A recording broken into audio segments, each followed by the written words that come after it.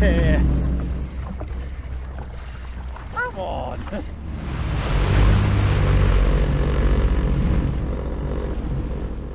When I first started jet ski fishing 5 years ago, one of the main problems I faced was that there wasn't enough rod holders on the jet ski. The second part was I mostly fish with 2 people. So even for me having 5 rod holders, each person taking 2 rods out, plus the net, that's a total of 5 rod holders needed. That sort of didn't give me the flexibility that I required. And then the final part was I wanted to do trolling off my jet ski as well. And having the rod holders at the back only meant that I had to constantly look around to the back to watch the rods, and then also watch the front to see where I was going, to make sure I was going straight, and also to watch the fish finder to make sure I was going at the right depths. So there's a very simple solution to this, which is to use Railblazers.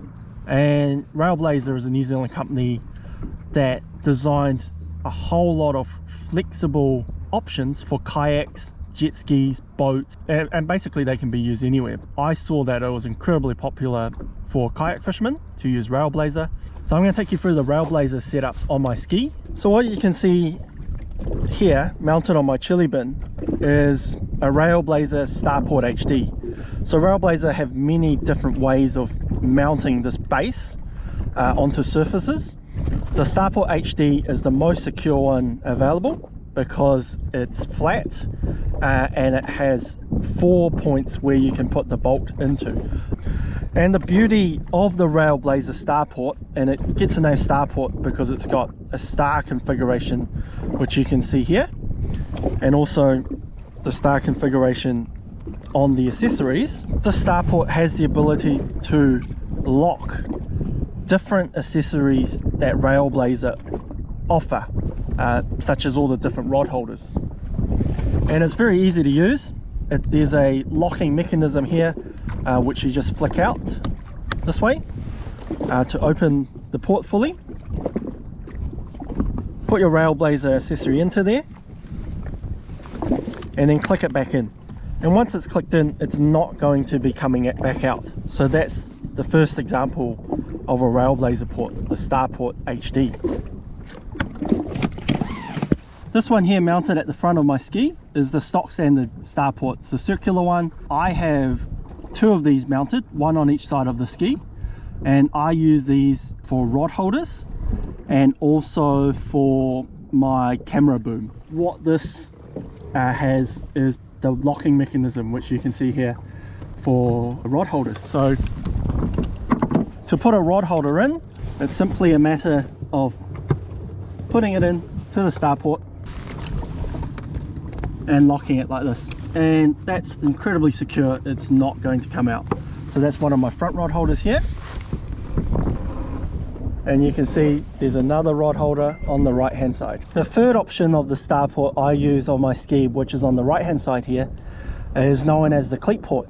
So a cleat port you would use to tie ropes, to tie yourself to the dock jetty, but for my purposes I use it to hook on. This is what is a towing tether that I have used on my ski.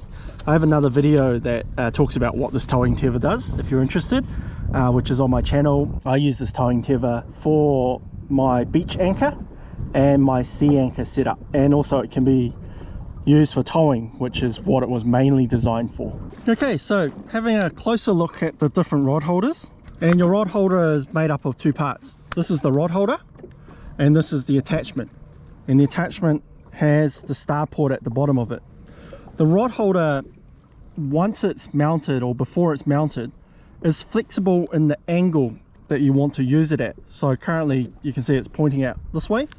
You can undo this bolt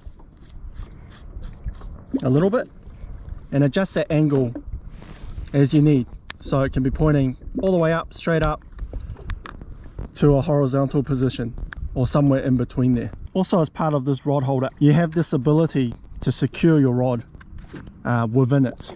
So say if you did have it at a lower angle, you can still put your rod and reel in so that the reel goes past this part, and then you can push this over and lock it into place. And that way you've got that peace of mind that your rod and reel is completely secure. And then the other part of the rod holder is this bit here, which is a little latch that you can push down, and that means you could have your rod sitting on the top there and not swivel around, or you can choose to not use it by clicking it out, and that means your rod can go all the way through. The reel can sit within this little notch that's up here. This one that I have down here is a Railblaza rod tube, and I like using this one when I don't need to lock it into place, and I always have it in a vertical position. Just allows me really easy access to pop a rod down, to change a lure, or to release a fish. This is one of the incredibly handy spots that you can access on the jet ski. This here is the Railblaza rod holder extender, and I think this is one of the most important attachments to buy for your rod holders, because what this allows you to do is give more flexibility to the use of the rod holder. So as an example here, I've got the rod holder extender, and what this allows me to do is have the rod holder in a higher position than I need it to be. And the reason I need this as a higher position on the ski is because I want it to stick out from the ski more, and then that way more of my rod can be held within the rod holder. And this is showing another angle of how the rod holder extender could help you adjust the position of your rod holder. The way I have it adjusted here, it makes the rod holder a lot easier for me to access on the front of the ski. So this could be used for just storing rod when you're traveling, or you can use it as a rod holder to have the bait or the lure down while you're fishing at the front of the ski on either side. Now this is the important part I need to point out using Railblaza attachments, and this is a recommendation that you'll find on all Railblaza packaging, is that you're recommended to tether your products when using Railblaza. So by default I tether all my rods on the ski anyway, even before I was using Railblaza, but it's recommended that you do that when using Railblaza, just to lower that risk of you losing gear should big fish pull your rod off, as an example. And what you'll find here, even on all my camera gear such as this GoPro, I have it tethered on through this mount all the way to the back, which I would then clip onto somewhere secure. And that's just in case part of the clip gives way and falls off. That means, you know, even if it does, like this as an example, I've still got it tethered on. On this side here, this is the position I would use when I'm trolling bib lures through the water and I want to have my rod at the front of the ski. What you can see here when using the rod holder extender is it gives heaps of space for the rod to be secure while it's within this rod holder. This is the Railblaza stow pod, and now this is a accessory that I can't do without on the ski, because this is designed to hold your drinks, any tackle, pliers, and for me I can even fit a knife in there, which you see here, any scent that I want to use for lures, basically anything that I am needing quick access to, or any lures that I might want to use later, I just throw it into here and it holds it incredibly secure. Once again, I've got product tethered on just in case, you know, on a bumpy jet ski ride I don't want it to, you know, fall off and get lost or lose it. So I highly recommend the Railblaza stow pod as a product. This is the Railblaza camera boom. It's 600mm in length, and I use this one for most of my filming off the jet ski. I can have it mounted to the back here, or I can have it attached to the two Railblaza ports at the front. So what you can see is once this is locked into place, it's incredibly secure. The design of it is that it can swing around in a 360 direction.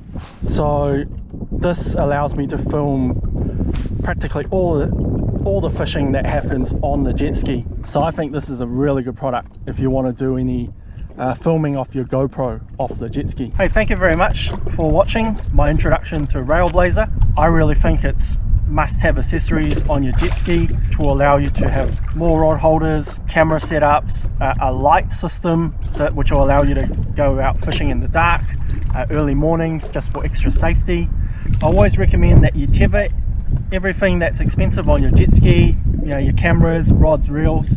Just do that in general, and especially, use tethers if you're mounting it on the Railblaza, just for that extra safety. I think the product's really secure anyway, but it doesn't hurt. A tether costs less than $20, so it's a very good investment to have. Thanks for watching. Hope this video helps.